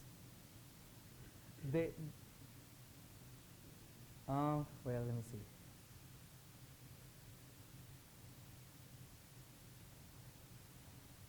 Well, there's one way to think of zero momentum gravitons, or the gravitons that generate essentially like gauge transformations. Those are necessarily like the zero momentum ones. Hmm? No, I mean if it's generating just a diffeomorphism in the bulk. Let me kind of run Yeah, the way I think. yeah. The way I think of it is that you can have localized excitation, which will necessarily produce visible. So you can measure it at infinity, Yeah. but it's related to the properties of your localized excitation.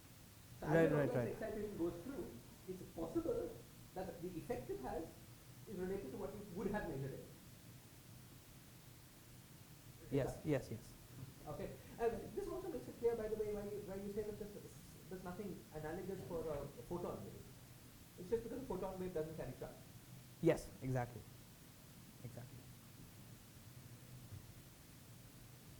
But then it happens for gluons, so then you have to be slightly more careful. Then gluons have this additional problem that they're non-abelian, so then you have to worry about other things. Confinement. Yes. Okay, so I think let me just quickly just wrap up with this triangle thing. So I just wanted to basically like summarize this thing. So let me write another thing here.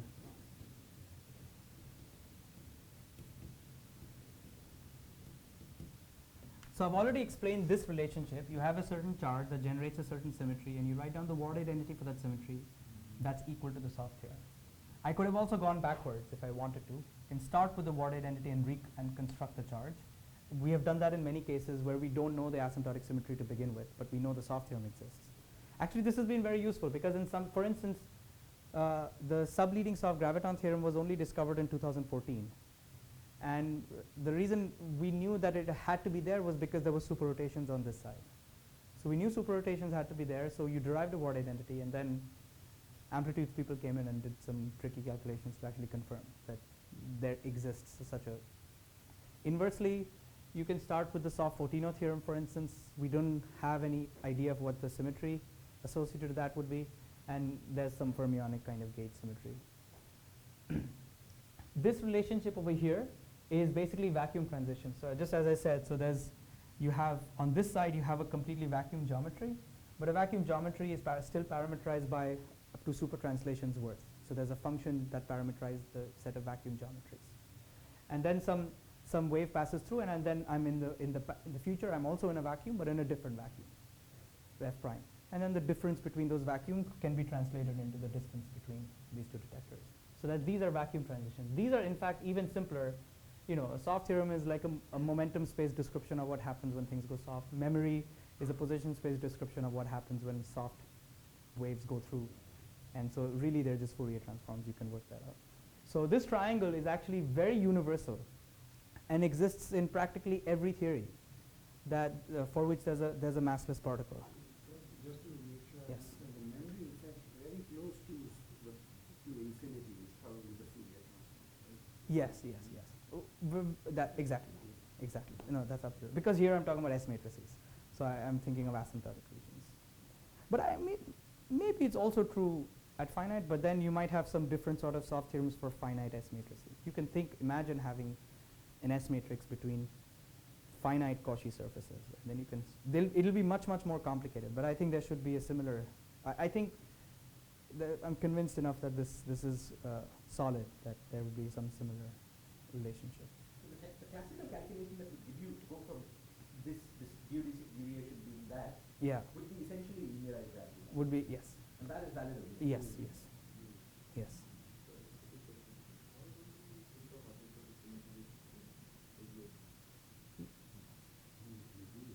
We do. Let's review. In area 5 project study.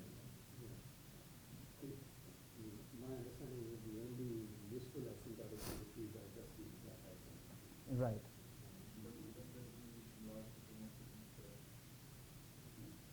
You see, everything, I mean, maybe that is the same, but I played with what happens, the volume goes so fast in higher ADSs that there's just no useful notion where you could allow deviations in those, in something else which is not going to get that, you have to have finite possibilities.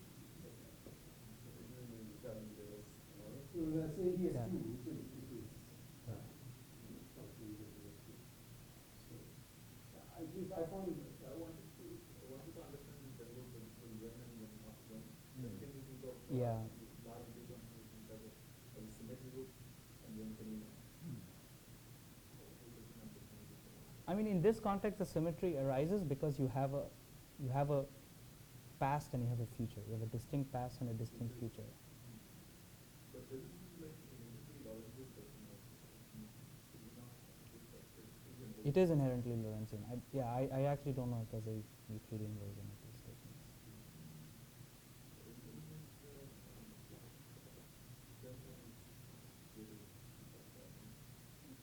Yes. I think maybe the generalization to other spacetimes or other can just be thought of as boundary diffeomorphisms. Right. Maybe if you just say that.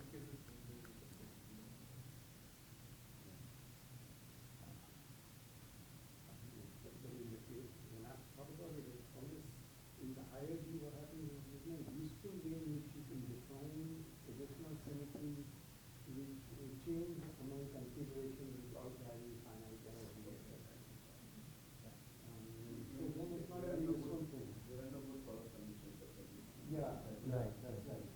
And basically it's because if in ADS5 you have a notion of normalizable non-observable modes. And if you allow a little bit of deviation in that notion, it just costs too much energy.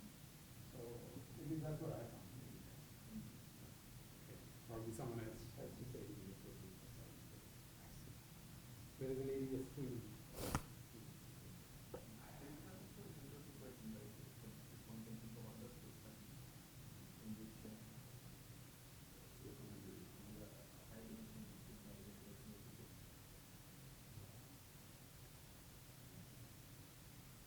in both this case and in the case of NDS 3 CFT2, Right. where there was nothing non-trivial happening, the high dimensional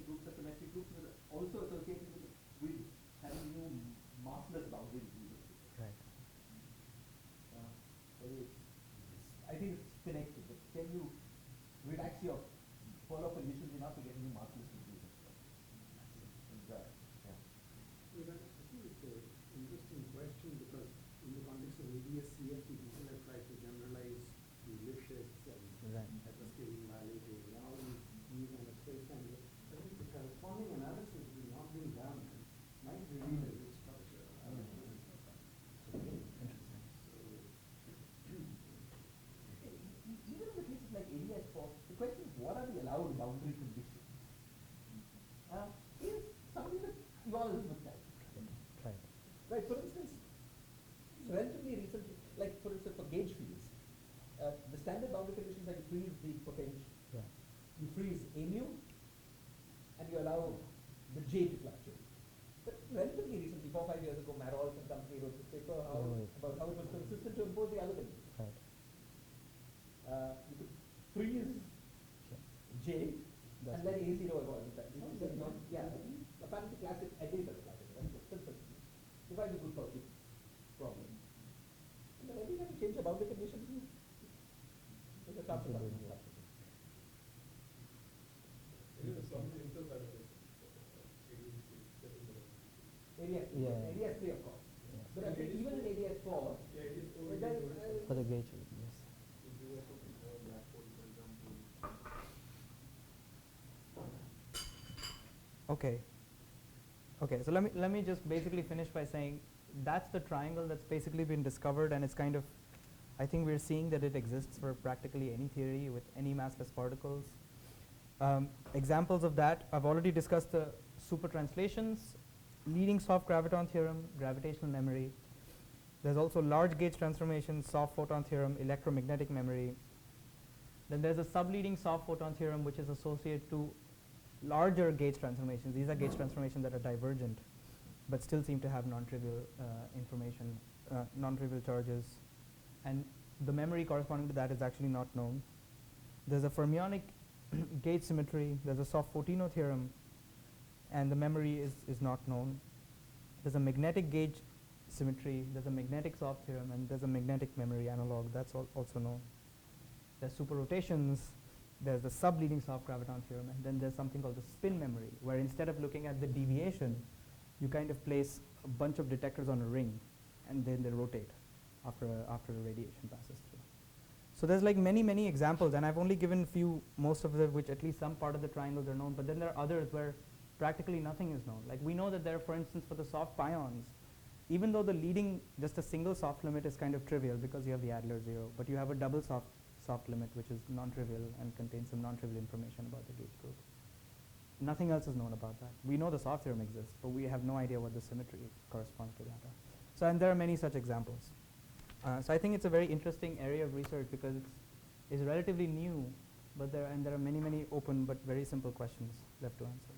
So I'll finish now, and basically tomorrow and day after I'll essentially basically use these matching conditions, and in QED for super translations and for super rotations, and show how they work out in some detail. I'll do QED in detail, and then everything else is really qualitatively the same. There's not really much more to say beyond that. And maybe then we'll talk about black holes and stuff. Right. I'll end there for today.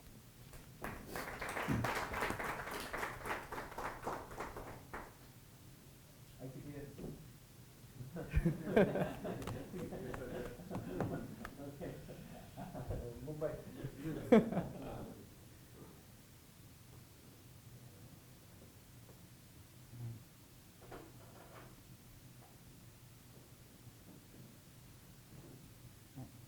Okay, this was very enlightening for me.